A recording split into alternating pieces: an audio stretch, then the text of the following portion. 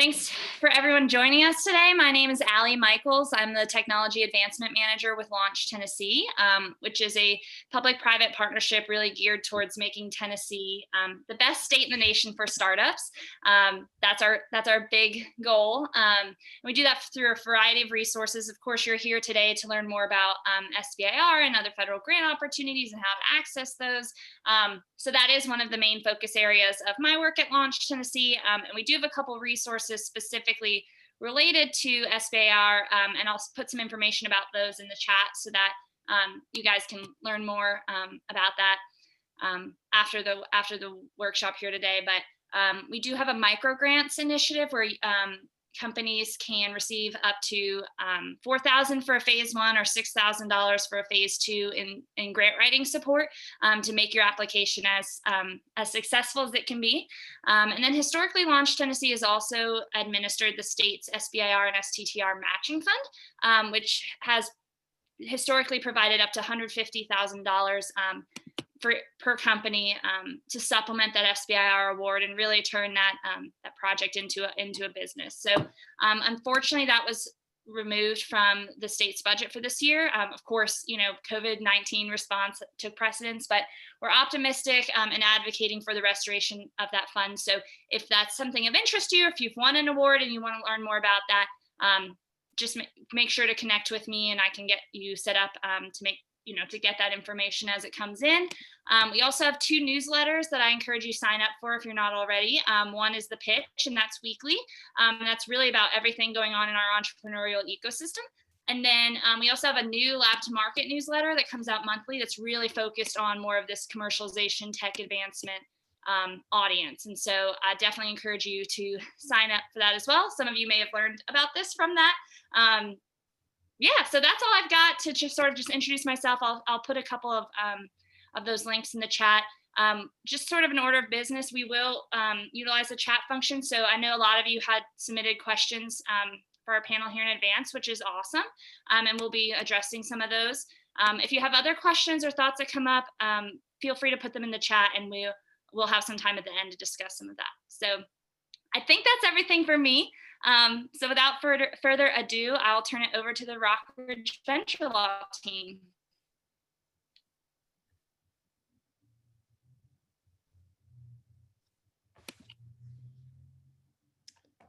All right, so Shane, I believe you're gonna share your screen for the presentation, but just to kind of get us going, I want to say thank you so much. My name's Kevin Christopher. I am here today with Shane Fernandez. We also have Andrew Lerner, who has contributed to the presentation, but he's not going to be available today.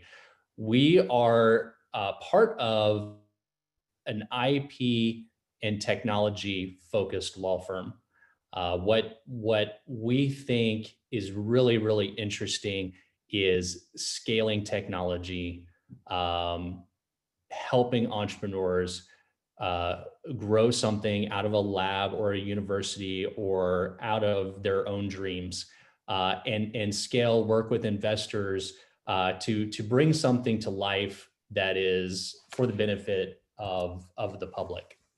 And so within that space, we have compiled some team members who have a lot of backgrounds that are relevant for today's talk, particularly SBIR, whether it's commercialization experience or helping startups to partner with different institutions, secure government contracts, reviewing SBIR applications as part of the technical and commercialization panels of the different SBIR agencies, and working within startups ourselves. So we understand kind of what this space is about and how SBIR funding in particular fits into the broader portfolio of funding options and growth options for early stage companies or for companies that are launching new products and getting into new markets.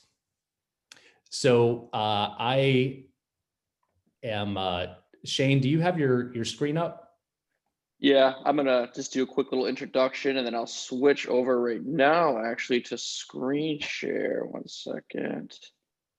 But yeah, I'm Shane Fernandez. I'm kind of the corporate lead here at Rockridge Venture Law. And my background is spent a lot of time in DC, kind of doing securities and M&A work for defense contractors and government contractors and various agencies there. So bringing that over to Rockridge and combining our experience working with some more of the civilian agencies. But yeah, I think this is going to be a great little chat today on kind of the nuts and bolts of SBIR, TTR. And we'll go over, so the point of this discussion is we're going to go over the general overview of the SBIR programs quickly. We know that everybody here kind of has maybe a preliminary association with the SBIR program, STTR program, but we're going to spend a little bit more time on the nuts and bolts. So we're going to try to cruise through the overview topics early. Here you can see kind of just Kevin, myself, and Andrew. It's a little bit more about us, and if you want to contact us through our Calendly accounts. So let's just kind of go over the, oh goodness, the initial, goodness, I have a tech issues. Okay, the initial why of what we're talking about, what the SBIR program is for. And so it kind of deals with this quote right here of it supports science excellence and technological innovation through the investment of federal research funds and critical American priorities to build a stronger national economy. So the key there is that when we're talking about the SBIR STTR program, we are talking about the funding of innovation from the federal government. And the whole purpose of this innovation funding is geared towards innovation and actually commercializing the innovation there. And it's not for fundamental sciences. So what is it we're talking about? We're talking about non-dilutive funding. So we're not talking about debt financing or equity financing or anything like that. We're talking about funding that's not going to impact your cap table. These are usually in the forms of grants or contracts, and the various agencies handle things a little bit differently when it comes to grants or contracts. So the Department of Defense, usually, all their awards are going to be contract vehicles, and the distinction there we'll touch on a little bit, but contracts are going to be a little bit more specific on what the government is looking for and what the scope of the work is, whereas grants are a little bit more open-ended.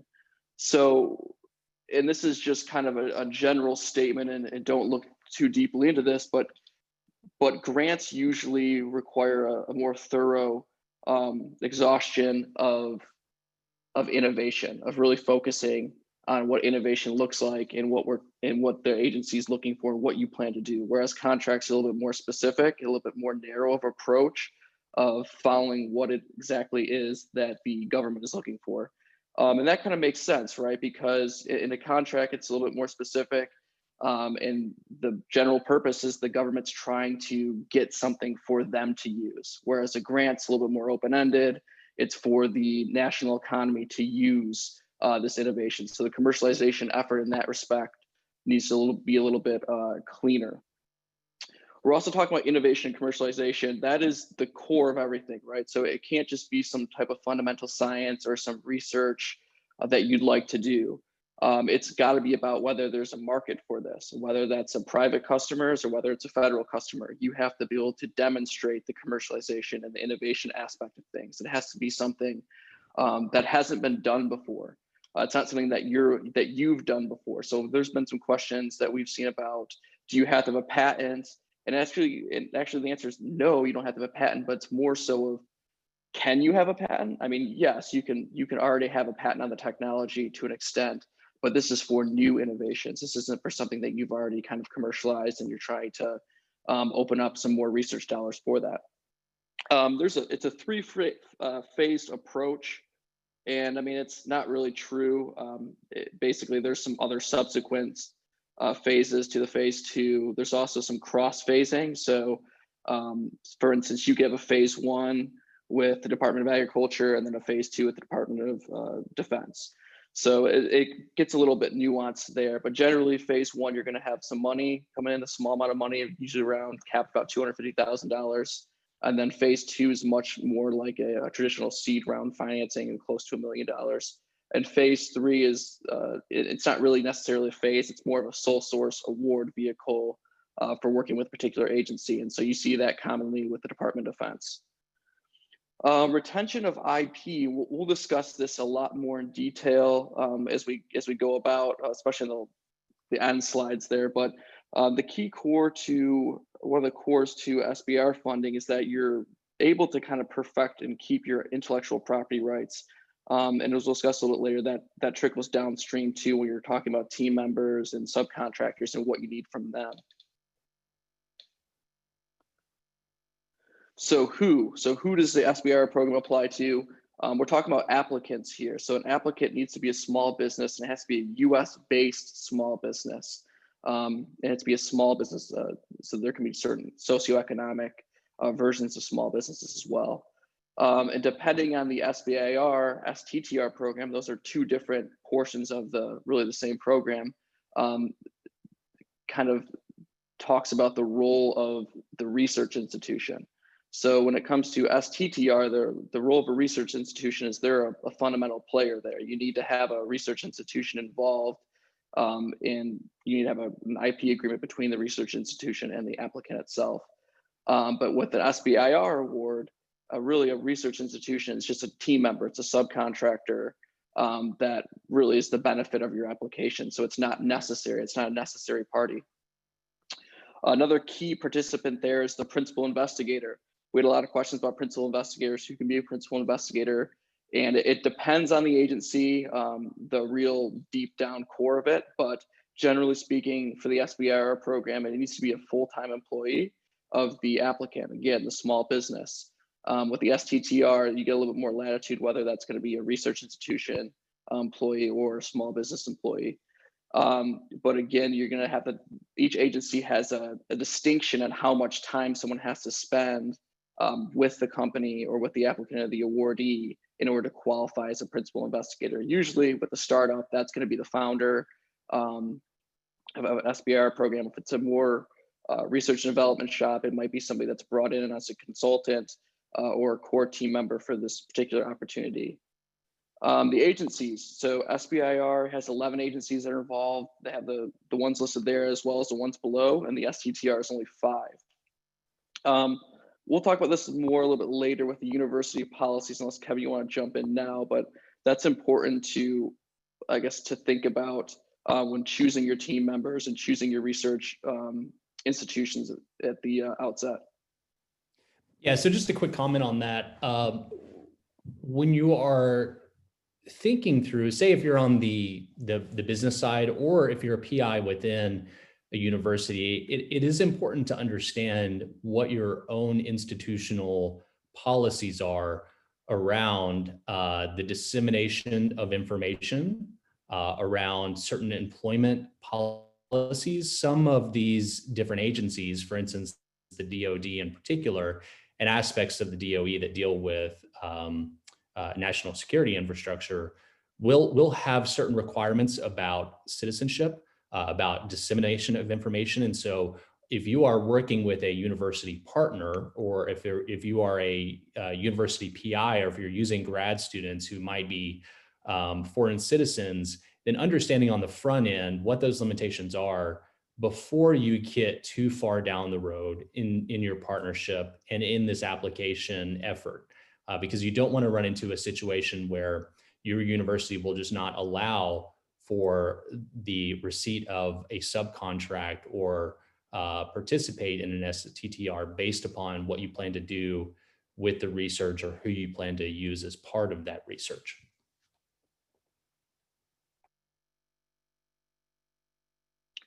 Okay, when? So we're going to actually send some material, whether it's a link or whether it's some hard copy of, or link to some hard copy of the dates here. But this is really, really, really important. As you can see, these opportunities are not available all the time. I mean, there's application periods that range for a couple months. So when you're starting to get things rolling, you should take a look at kind of the expected target customer that you're going to have as far as the granting institution or the contracting institution, by institution I mean agency, and get an idea of when their dates of release are going to be, and also take a look at some of their prior awards to find out what types of things that they're funding, because generally the topics get released a little bit earlier, and you actually have an opportunity to engage with some of the program managers to find out like what they're actually looking for in that topic.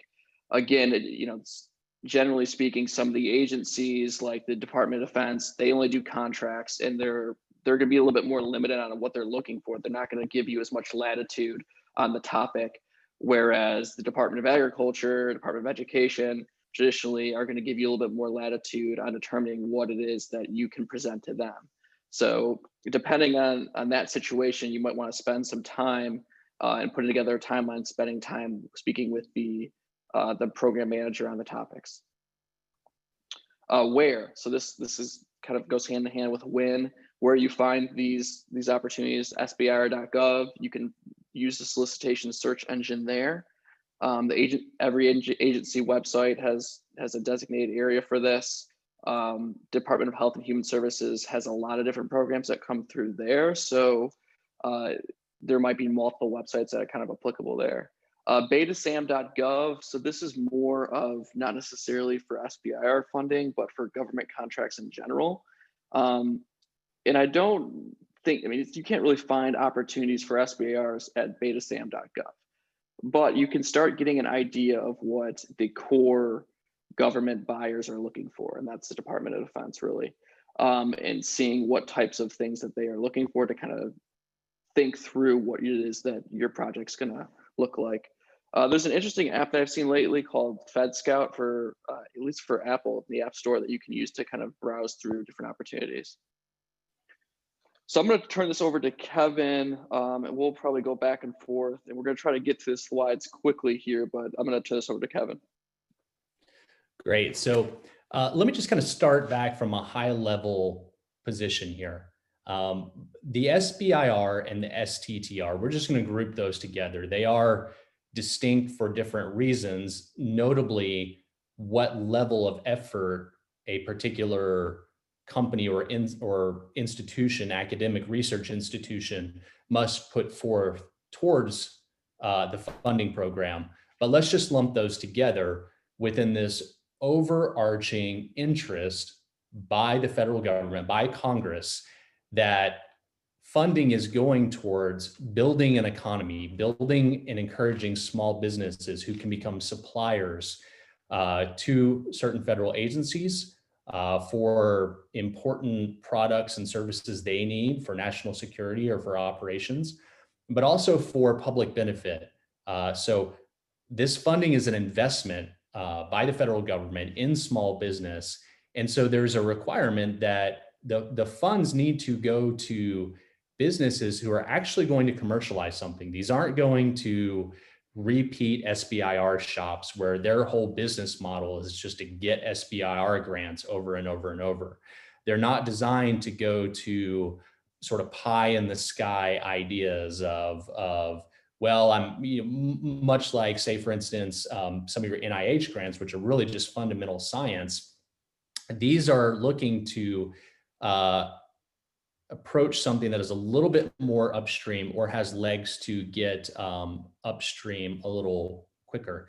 And so in terms of how you apply, what's your sort of first foot forward?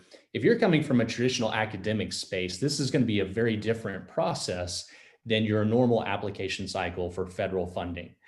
So the first part of this is engaging a team. So what is that team? Well, if you're a small business, hopefully you have some sort of team that you've built to develop your product. Now, you may not necessarily have the team in place to support this kind of program. So examples of that, the SBIR funding goes to really anything under the sun. A lot of different businesses, products, services can fall within the scope of innovation. And I've seen everything from hypnosis material, so just pure educational material, to video games teaching kids how to brush their teeth, to therapeutics, to medical devices, to truck bed liners. I mean, it can be really anything that is some sort of innovation upon what's known and what's out there in the marketplace. However, you might not necessarily have the team you need to commercialize something in the way that the program managers are looking for. So engaging your team, if you are a small business, so if you're under 500 employees, maybe you have an interest in licensing something from a university. And so you're going to want to either bring funds in and subcontract those to a university, and the university then really becomes part of your team on your application. Or within an STR application, you basically are both sort of pitching your different qualifications for this team. So this is going to be a major component to the application. Who is the team? What's the likelihood that this team can really take this research, take our investment to market? And so you want to have good backgrounds, good, strong profiles, both on the technical side and on the market side, because it's not just about, well, we have a team full of people who have accomplished all these things. They've published in all these journals, but they've never taken anything to market. That's not going to really help you much in securing SBIR or STTR funding. The process behind how an application is reviewed is different among the various agencies. But some of the larger agencies all include public members on their review panels. So this is a little bit different from normal academic grants as well. So the NSF, the NIH, the DOE, they are actually bringing in people from the outside, technical panel members and commercial panel members, people in the industry, people who've seen what it takes to bring a technology to market. And they are coming together and they are reviewing these applications, they're ranking them, and they're advising the program managers on what should and what should not be funded. And so the things that they're looking at are, who is this team? Can they really take this and commercialize it? That is the main purpose behind the funding. So remember that in building out your team. Remember other aspects of teaming, like the various federal clauses that flow down to your subcontractors. DEAR clauses from the Department of Energy, DEAR, FAR clauses, Federal Acquisition Regulations. You have different sets of regulations that apply to the awards that are made by these different agencies. And some of them can be quite complex with respect to ownership and permissions. And remember, if you bring in $99 and you subcontract $1, then all the rights within those federal clauses are going to flow down to that recipient of the $1. That means ownership in inventions, ownership in data, permissions, all of that's going to flow down regulations. So be sure that you're picking the right team members, that you have a good plan behind your IP strategy, your data strategy, because that's an important part of this. You need to understand, as a small business, you want to be able to control all those assets to take something to market. Another aspect of team is covenant against contingent fees. That basically means that there are some limitations to how you can promise certain consultants some portion of the contract that you might receive for helping you to get the contract. So Launch Tennessee, fantastic partner. One of these offerings that they have to Tennessee businesses is in the form of this micro grant. They will help identify a good partner for you who can help you write an application. Well, there are also commercial providers of that service across the country who may offer to secure you funding for a percentage of whatever your grant is. You have to be very careful with engaging in those types of conversations, because there are limitations from the feds on how that funding can be distributed. And that could even go to equity promises. I've kind of touched upon the evaluation criteria and the review process in terms of what is the main purpose here. The main purpose is to move the needle closer to commercialization. So when you're applying, that's your strategy. It's about setting up how this funding, this $150,000 you're going to give me, or this $1 million you're going to give me, is going to move us closer to a commercial success. Some of the best possible aspects of your application are in the letters of support. So as a reviewer, when you come to the review process, so essentially you have a program manager and he or she will invite a certain number of individuals to the team to help identify, hey, here's a batch of applications that I've sort of already screened. Help me rank these according to what you think I should consider in making this award. The program managers have the ultimate discretion, but by and large, the awards are going to follow the rankings of these panels. I can tell you that the letters of support, some letters of support can be very wishy-washy, very bland. You can kind of see, well, this PI called up his buddy that he went to grad school with, who's now in a company, and asked them to issue a letter of support. And there's no actual commitment by the company within that letter of support. It's just, hey, we have an interest in you funding this company. It's of great interest to us. That's not really going to do a whole lot for you. It might satisfy some base criteria that you have a letter of support or multiple letters of support. But as a reviewer, I would want to see, hey, this company says if you fund this and they can accomplish what they're saying that they're going to accomplish, we're gonna commit to buy $30 million worth of these products. And so those are the best letters of support. We absolutely intend to buy this product or this component or this service from this individual, or we've already worked with this individual before. We have high confidence in this team.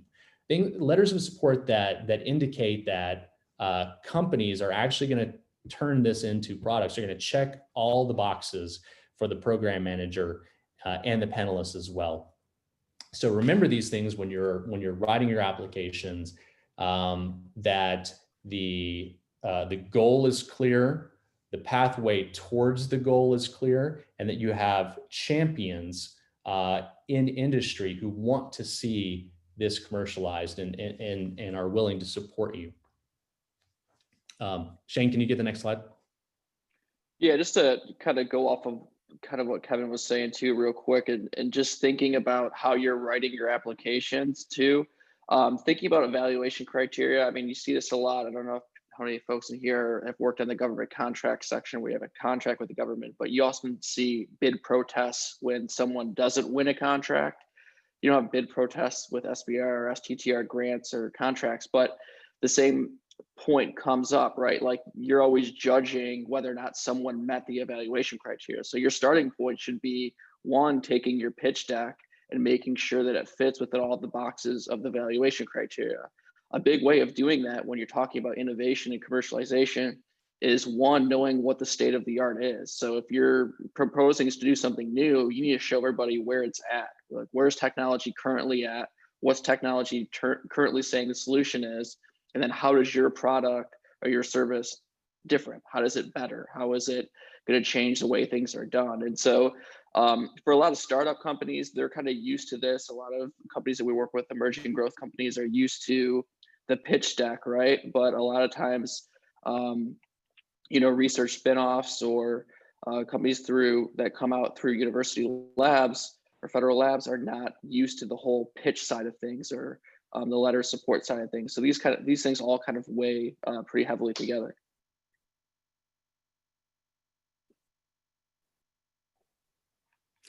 So different agencies have different requirements and limitations on how you can use the fund. So assuming that you are awarded a grant or a contract, you need to understand what your particular agency's limitations are. So a good example would be the Department of Energy. The Department of Energy may allow you to use some funds for patenting. Either you have a patent that's you've already applied for a patent and there's some prosecution costs that come up, or you intend to file a patent application. Other agencies are not going to allow that. However, they may allow you to use funds for maintaining a license. So let's say you're a company and you're in licensing a technology, or you have an option to a technology from a university. Well, those funds might be able to go towards maintaining that license. And you can be very strategic about this as well. So if it looks like you are going to receive an award, then you might be able to work with that university licensing partner to structure the deal, the option, the milestone payments, the royalties in a way that qualifies for use of the funds to be able to benefit what you intend to do down the road. Maybe you can save some costs down the road, front load them through use of the funds. Again, there are going to be limitations on this. You can't bring in $150,000 award and spend $100,000 of it on just the rights to whatever you're doing. Similarly, you're not going to be able to spend a huge chunk of the award just on some material component. So maybe you need some sort of instrumentation to be able to advance your technology. Well, there's going to be a limit to how much you can spend on that. The different federal agencies have different requirements, and that's where you get into the specific language. Unfortunately, while we talk about SBIR and there's sort of a central SBIR, STTR website, when you start drilling down into these different questions, when you take some of the modules for how to use funds or go through the frequently asked questions, they're going to say, oh, well, you need to go to this agency to find out what they say about that. So hopefully you have some personnel within your organization who can help answer those questions for you, or you can find good resources that really spell this out. You know, what are the limitations? Can you make a profit from use of the funds? Well, yes, you can earmark a profit for your business. You can also spend up to a certain amount on indirect costs, so administrative costs. So if you are a small business working with a university, or if you are a university, you may have some policy limitations. Typically, we see carve-outs for this kind of funding within universities to allow those caps to be honored, to bring in that funding. So just kind of understand what the limitations are there. You will, if you're new to this space, if you have not engaged in federal contracts before, you're going to want to get some expertise in this area quickly. It's not such an uphill climb as some make it out to be, but there are particular budget requirements in how you are utilizing funds, how you are tracking the use of funds that go into your reports. And so remember that this is kind of a different beast when you're dealing with the federal government. But ultimately, if you want to sell to the federal government anyway, or partner with the federal government, you're going to have to know all this stuff. So you could work with independent CPAs or service providers in this space, hire an independent contractor, look towards a university office, which can help you with this to really understand what you need to do. We mentioned IP rights earlier, and flowing down those rights and making sure that you have the rights that you need that ultimately go into commercialization. So remember that everyone along the food chain has to have some understanding of where these rights are going. And so that's the reason why you have, with the STTR program, there is a requirement that you submit an intellectual property agreement in advance of the award. So you may get an indication that, hey, we're ready to fund you. Now we need to see the IP agreement between the business and the university that spells out who's going to get the IP. Is it going to be jointly owned? If it's patentable, is it going to be jointly owned? If it's data, are there any limitations on the use of data? ultimately, the program manager, they don't have lawyers sifting through this. They just want to see that you have an understanding, that you've agreed to it, that you've at least addressed everything on the front end, so that you don't get into a situation where the federal government is funding a business that then gets into a huge litigation with the university. This is kind of what happened with Stanford v. Roche several years ago, where you had a Stanford PI that went to work for Roche company on the side because there is a permission that you can engage in so much consulting. And then there was a dispute over who owned the valuable rights to a therapeutic that had been developed. Was it Stanford, who received the first assignment of future technology rights, or was it Roche that subsequently received an assignment of future technology rights from the individual, but it had different language? And so if you look at this is the epitome of legal jargon, this case, but it's important because billions of dollars can turn on what did the IP agreement actually say, who actually has the rights to this.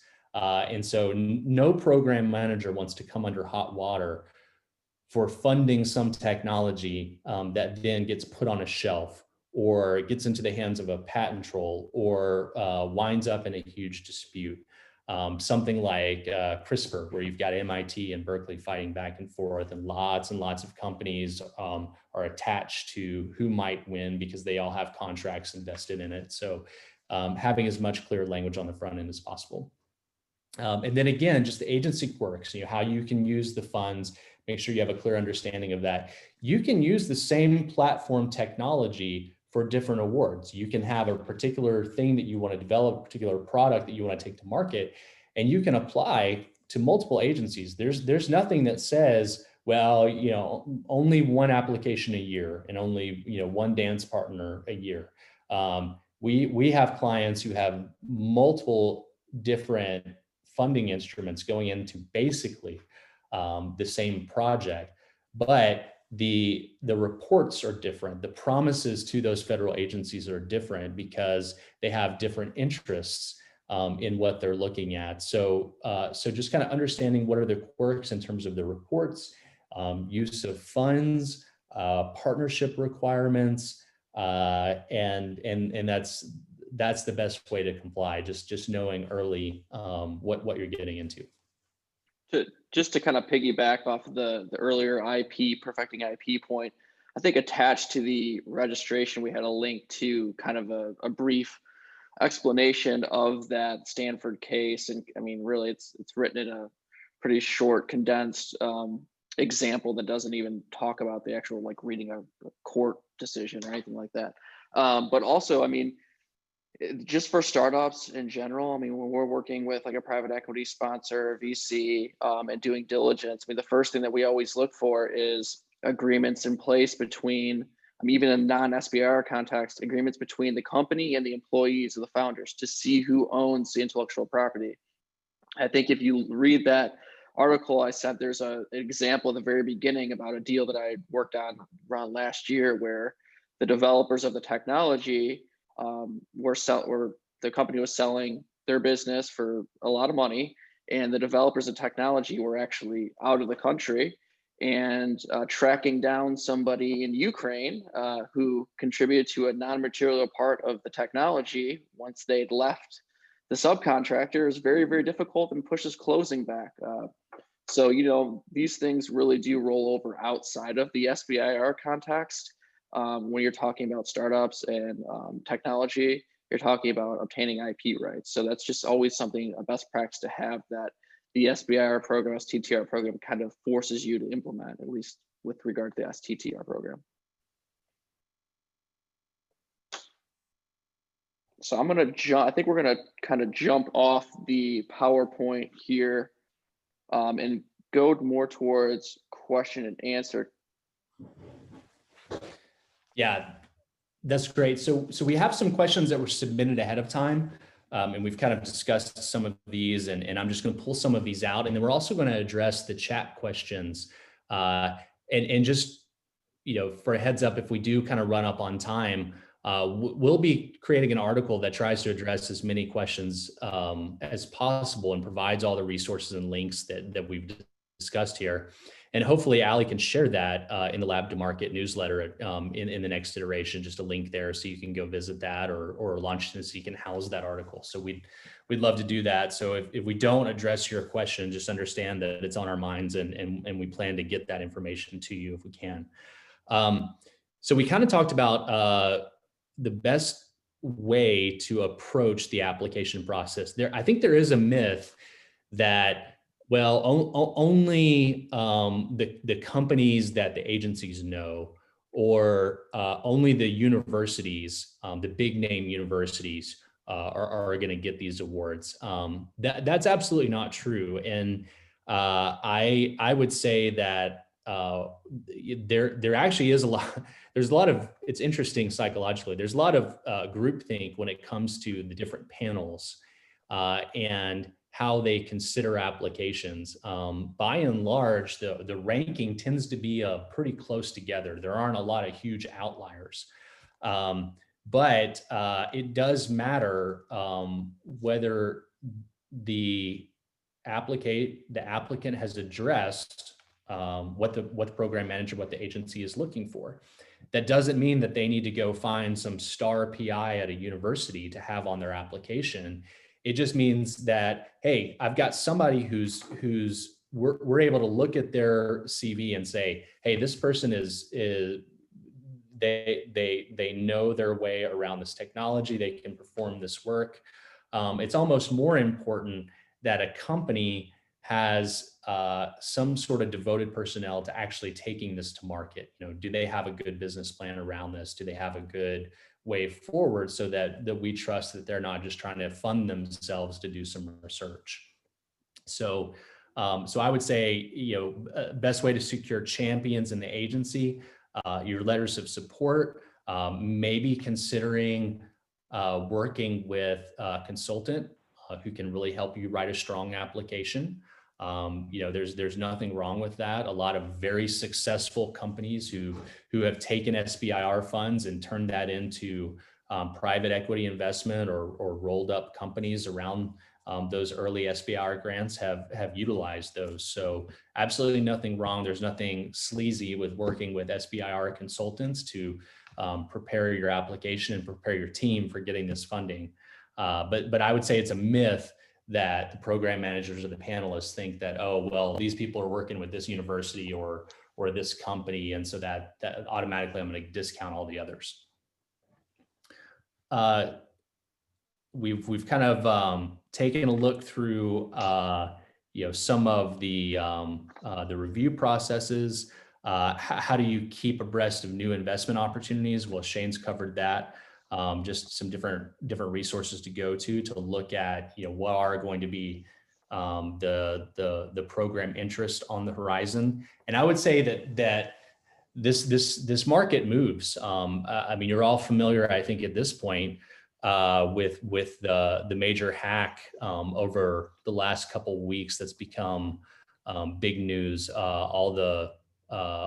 Pretty much all of Wall Street and most of our federal agencies have succumbed to a pretty major hack. So you can expect that encryption is going to be funded next year.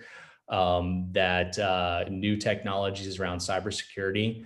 It may not sound like it's important to the NIH, but that's definitely going to be on their minds, and you're going to see this funded through everyone from the DOE to NSF to NIH.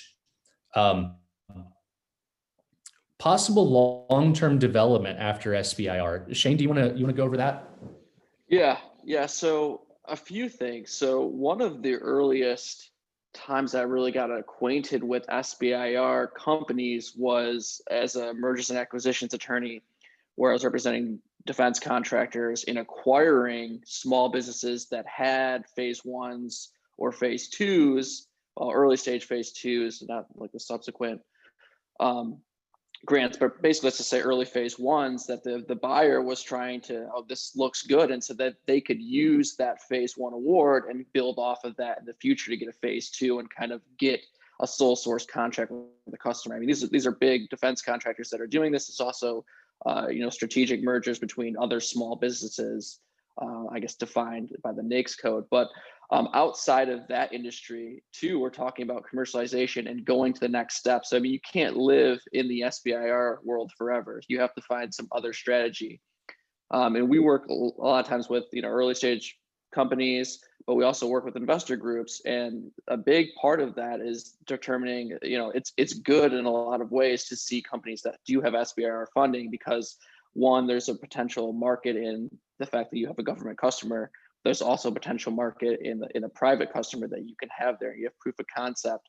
And so obviously the investors are more than happy to see some funds come in the door with non-revenue companies or pre-revenue companies that isn't diluting them or diluting the founders. So SBIR is really good. So, but it's important to take the SBIR and use it to get to the next level, whether it's working with other government contractors, whether it's through an acquisition or using your technology to be a subcontractor on a government procurement of a government contract, which you can find through BetaSAM.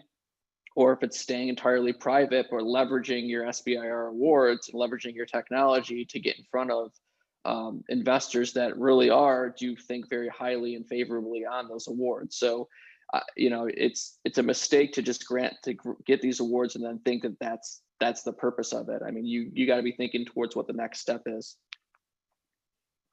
And that's kind of what Kevin was saying too. I mean, there's a lot of private companies that are moving into this space right now, especially intelligence community work is going to be on the rise. Blockchain technology, using things that are in the commercial market and bringing them into the public markets is going to be a big thing here in the future.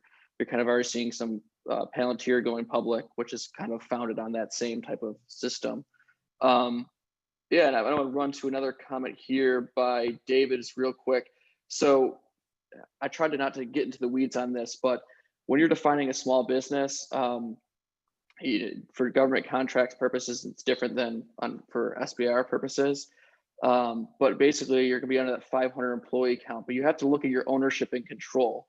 So your majority owned and controlled by US-based companies is the thing here. It gets a little bit nuanced when you're going up the chain, right? Once you've got another entity involved that's owned by, foreign entities. But the big rule to look out for there, other than the particular details, is the affiliation rules, right? So if you're not talking about a venture capitalist, private equity ownership, but a conglomerate of other companies that own this, then they are likely going to be deemed affiliated. And so you have to aggregate the employee counts of the whole corporation, right? Like Coca-Cola can't just spin off Coca-Cola Development 6 LLC and then get small business award, because everybody knows Coca-Cola's got more than 500 employees. So that's probably for another day, another topic, but just affiliation rules come up heavily there on top of the US-based ownership rules. So I've got a question around how are innovations evaluated and ranked. So I think that's something that would be good for us to address. We're not always talking about technology-centric business products or services. So that doesn't mean everything has to be patented or everything has to have trade secrets or copyrights. You can consider any sort of innovation as something that produces a positive impact that wasn't realized before. So I think we have a lot of healthcare personnel around the state of Tennessee. So one of my favorite case studies, I lived for many years on the West Coast, and Kaiser Permanente was a big healthcare system out there. They had a really interesting sort of beta testing lab where they would just try out different approaches to things, try out different tools and technologies. And one of the most interesting innovations by Kaiser was this, I think it was a color purple. It was basically just a sash. So what they identified as a problem within their system was that somebody would be given a prescription order. And this was kind of early on in the rollout of electronic medical records in different places. But somebody would be given a prescription order, say a nurse, and that nurse trying to carry out that order is going to get interrupted several times from point A to point B within that environment. And so they identified, hey, if you get a prescription order, you throw this sash on, nobody talks to you. It's kind of like the green jersey for quarterbacks, because you don't want that person forgetting the prescription or order or getting distracted, and that could cost lives.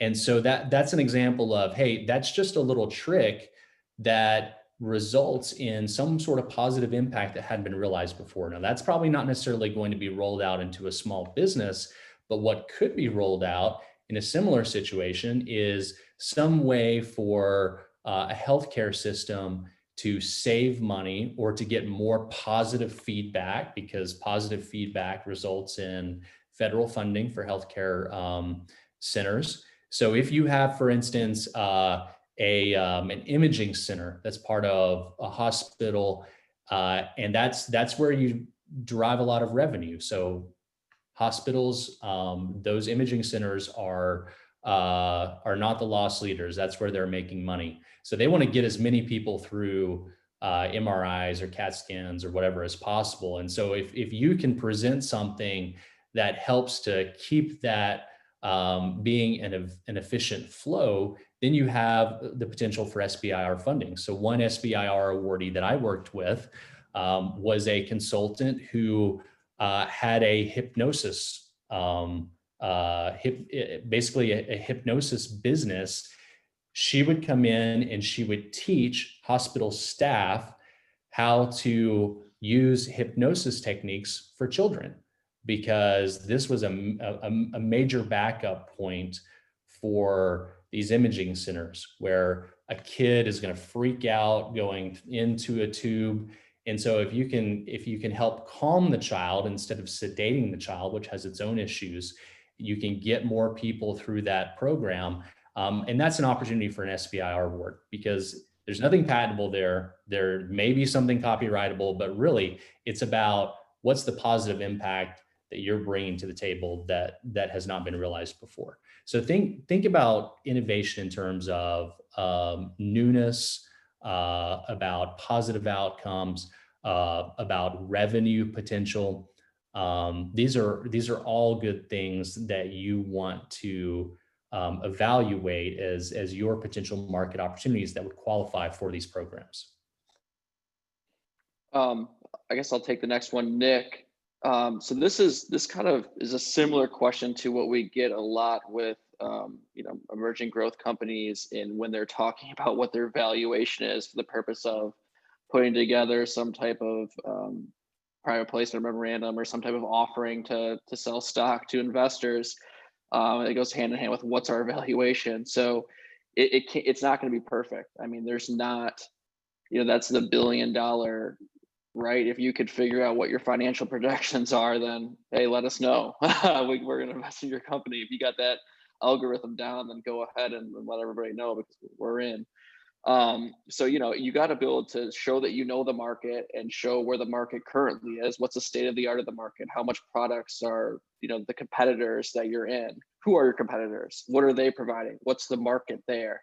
And keep your market realistic. I feel like we see this all the time when we're working with entrepreneurs, or even listening when we represent investors to pitches, is the market's like ginormous, and it's like, is that really your market then?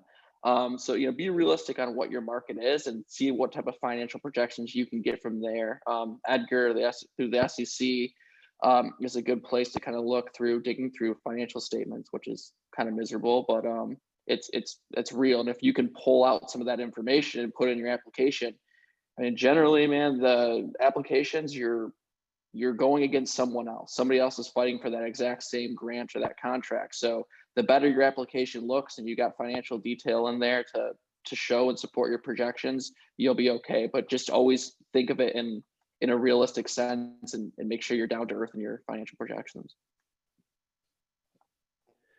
A question about employee salaries. Yes. So, you can use the funds to pay employees. The funds don't have to be just for assays or for material cost. You can factor in labor into your budget plan. Different agencies have different controls on the proportion of labor cost and other costs that go into this. But just keep in mind that you have not only technical reviewers, but commercial reviewers. If they see an outlier, they're going to catch it. If you have if you're asking for $1 million and your budget plan is that the CEO is going to be paid $400,000 out of that million over the course of 6 months for work on a project, then that's just it's not going to be funded. So keep in mind, these are market rates. What should you expect to pay for labor? And this is proportional to whatever else they might be doing in work for this company. But salaries can absolutely be part of this. Just like if you were getting funding from a private investor, you're going to use it to grow the business according to however you've been growing it to date. There just are some limitations and stipulations according to the different agencies.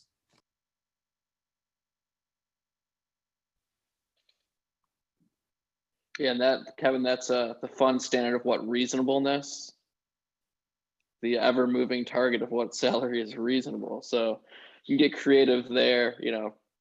One thing I think people suggest is find out what your competitors are paying, but that's often difficult to find.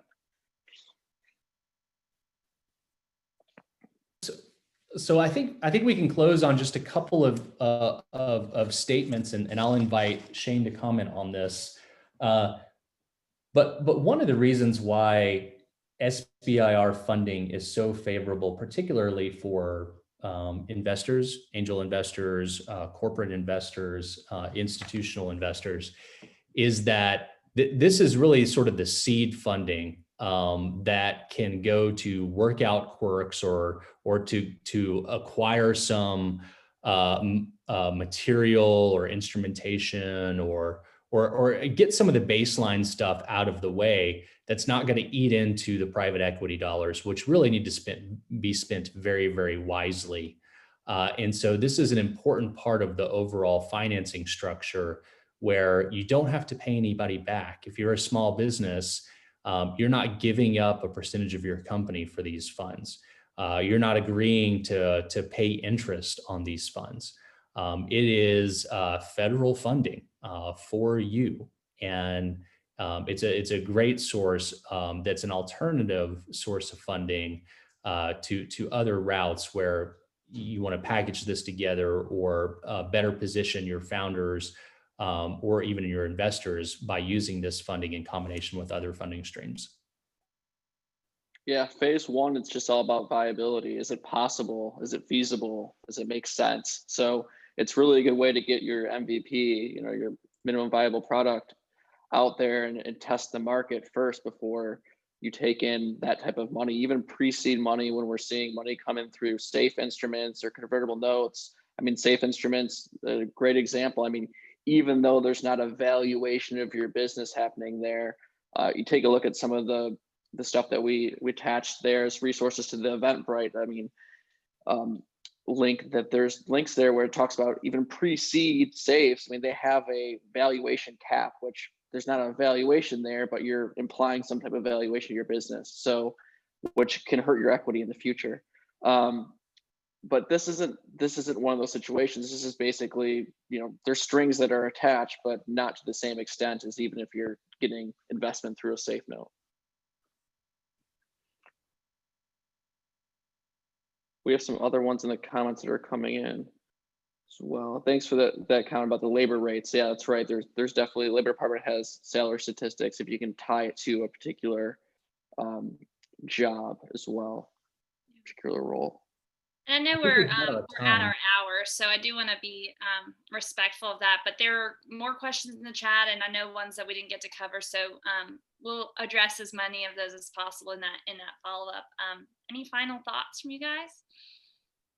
No, this is, we're in a wonderful state for entrepreneurship, and it's so fantastic that we get to do these kinds of events with Allie. So just pay attention to everything Launch Tennessee is doing. Follow their different networks. We put out really interesting articles, fun articles. So consider checking out our newsletter and some of our blogs as well.